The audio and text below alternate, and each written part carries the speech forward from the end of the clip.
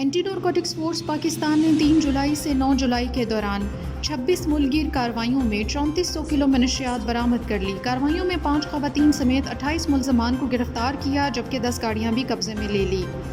بلوچستان نے 5 کارروائیوں میں 3282 کلو منشیات برآمد کر کے 5 ملزمان کو گرفتار کیا جبکہ 3 گاڑیاں بھی قبضے میں لے لی۔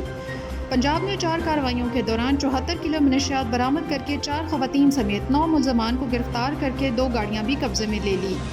سندھ نے 4 کارروائیوں کے دوران 16 کلو منشیات برآمد کر کے 3 ملزمان کو گرفتار کیا جبکہ 2 گاڑیاں بھی قبضے میں لے لی۔ خیبر پختونخوا نے 3 کارروائیوں کے دوران 15 کلو منشیات برآمد کر لی۔ راولپنڈی نے 10 کارروائیوں کے دوران 13 کلو منشیات اور 50 نشہ آور گولیاں برآمد کر کے خاتون سمیت 10 ملزمان کو گرفتار کر کے 3 گاڑیاں بھی قبضے میں لے لی۔ تمام مقدمات انسداد منشیات ایکٹ کے تحت متعلقہ تھانوں میں درج کر کے تفتیش کا آغاز کر دیا گیا ہے۔